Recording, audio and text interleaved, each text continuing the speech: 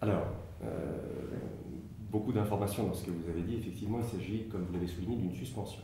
Il ne s'agit pas d'un retrait de la part de Paris. C'est une décision qui a été prise en conscience par le bâtonnier de Paris, qui a été en cela soutenu par le Conseil de l'Ordre, et qui s'est inscrit également dans une forme de cohérence, puisque Jean Castelin et Pierre Liessure, respectivement prédécesseurs et successeurs de Christiane Ferracheux, ont souhaité également être associés à cette démarche, parce qu'il y a véritablement un consensus autour du constat qu'il y a une inefficacité de nos institutions à travailler ensemble.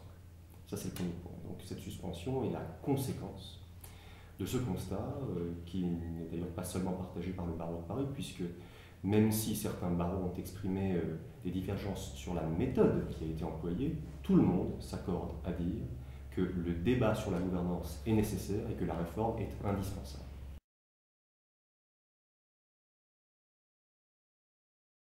Je pense que, idéalement, personne ne souhaitait arriver à cette situation de suspension. Mais, à un moment, le constat a été que nous n'avions plus le choix, qu'il fallait marquer notre désaccord avec la méthode qui était employée au sein du CNB pour mettre en œuvre la réforme et surtout la réflexion et le débat, notamment en ce qui concerne la mère de tous les débats, c'est-à-dire la réforme de nos institutions et de notre gouvernance.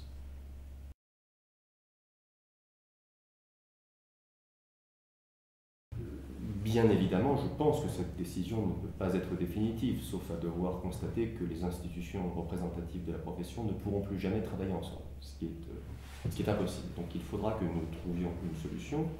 La réalité, c'est que Paris n'entend imposer rien à personne. Paris n'a rien contre le CNB en tant que tel, et Paris n'a rien contre les autres barreaux de France. Il y a une problématique de méthodologie qui est d'ailleurs au cœur des préoccupations de l'ensemble des barreaux, et encore une fois ça a été relevé.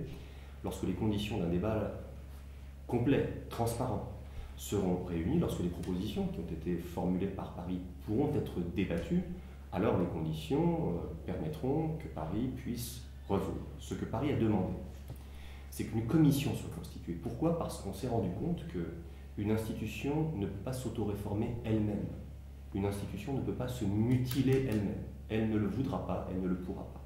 C'est pourquoi nous avions proposé, et ça n'a rien d'impérialiste, nous avions proposé qu'une commission paritaire qui puisse réunir les sensibilités de toute la profession, que ce soit les différentes institutions représentatives, que ce soit les syndicats, puissent se réunir, en intégrant également des personnalités de la société civile, celles et ceux qui ont une compétence, qui ont une expérience de la gestion des organisations, de la gouvernance, pour réfléchir à ce que pourrait être une meilleure gouvernance de la profession. Donc, toutes les sensibilités pourraient, dans ce travail, dans ce laboratoire, s'exprimer, et ensuite les résultats de ce travail seraient restitués à l'ensemble des avocats de France qui pourraient décider par référendum le mode de gouvernance qu'ils souhaitent. Et d'ailleurs, je note dans la réponse du président du CNB, Christian Chaillard-Bournazel, qu'il ne semble plus opposé désormais à un référendum. Donc c'est déjà un problème.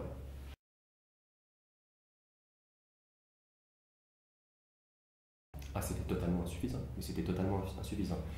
D'abord, la contribution du barreau de Paris, dont je rappelle qu'elle n'est pas le fruit d'un caprice, mais elle est le fruit de deux consultations de l'ensemble des avocats de Paris. 7000 d'entre eux se sont quand même exprimés.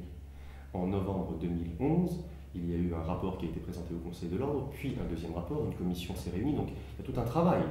Le Conseil de l'Ordre et les trois bâtonniers que vous avez mentionnés ne sont pas là dans une querelle de personnes, dans un caprice. Nous sommes dans notre rôle qui est celui d'être le représentant des 25 000 avocats de Paris. Et ces 25 000 avocats avaient fait des propositions à travers le Conseil de l'Ordre. Ces propositions ont été annexées à un rapport et aucune d'entre elles ne figure dans la trentaine de questions qui devaient être soumises à l'Assemblée générale vendredi et samedi dernier. Je précise également que cette liste de questions n'était même pas connue des 82 membres du Conseil national des barreaux la veille du débat. Ce qui veut dire que sur un sujet aussi important, après des mois et des mois de concertation, des mois et des mois de travail de chacune des composantes de la profession en France, ces propositions n'étaient pas toutes consolidées, comme si les 25 000 avocats de Paris ne comptaient pas. Et au demeurant, les 82 membres du CNB n'étaient pas encore au courant de ce sur quoi ils devaient voter le lendemain.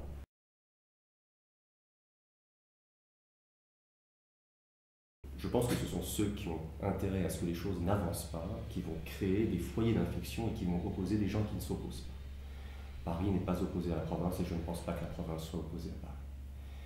Ce n'est pas non plus un conflit générationnel, ce n'est pas un conflit de personnes. Je pense qu'il y a une vraie volonté de construire ensemble quelque chose. En revanche, de manière tout à fait objective, nous avons constaté que les propositions de Paris n'étaient même pas proposées. C'est comme si, en fait, parce que ces propositions n'intéressent pas celles et ceux qui ont fait la liste de ces questions, elles ne méritent même pas d'être présentées au débat.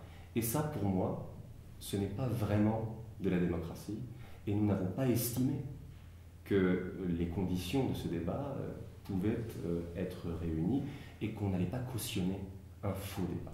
Donc on a préféré, pour l'instant, suspendre notre participation.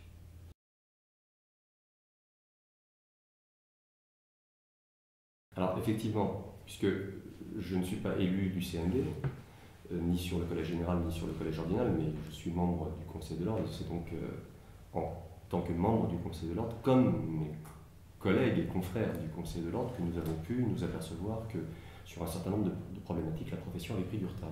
Sur un certain nombre de problématiques, les contributions que nous avions pu faire n'étaient pas intégrées, que sur des sujets qui pouvaient toucher Paris et la profession telle qu'elle est construite à Paris, nous n'étions pas consultés, pas assez consultés, ou que nos contributions n'étaient pas retenues.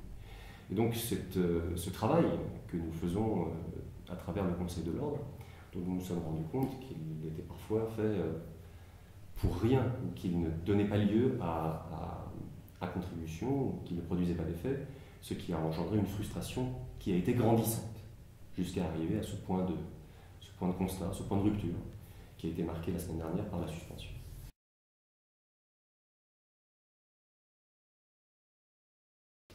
Je pense que c'est une solution collective. Et d'ailleurs, nous, encore une fois, nous appelons de nos voeux la création d'une commission indépendante qui soit composée de l'ensemble de ces sensibilités. Donc les syndicats devront également, c'est parfaitement légitime, exprimer leurs sentiments.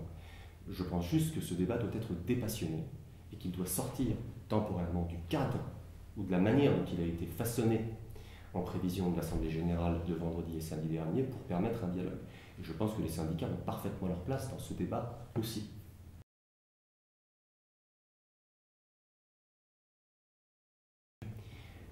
Je pense que je ne sais pas quel sera l'avenir des institutions, mais l'institution d'avenir de notre profession doit être une institution qui soit rationnelle, qui soit plus efficace sur le plan des coûts, parce que nous avons des redondances qui font en sorte que les coûts pour nos confrères avocats sont inutilement importants. Et je pense que c'est une association qui doit réussir enfin à parler d'une seule voix en représentant l'ensemble des sensibilités de la profession, ce qui n'est pas le cas. Nous sommes dans un environnement très éclaté et nous constatons malheureusement que nous avons du mal à travailler ensemble, ce qui fait le lit des critiques, ce qui crée une distance entre les avocats et le justiciable. Nous devons participer à la protection du justiciable et nous devons parler d'une seule voix, et ce qui évidemment arrange les professions réglementées qui sont, elles, beaucoup mieux organisées que nous. Donc la profession d'avenir, ou les institutions d'avenir, ce sont des institutions beaucoup plus rationnelles dans la manière de travailler, de débattre et d'exprimer la volonté de la profession. Merci d'avoir répondu à nos questions. Merci à vous.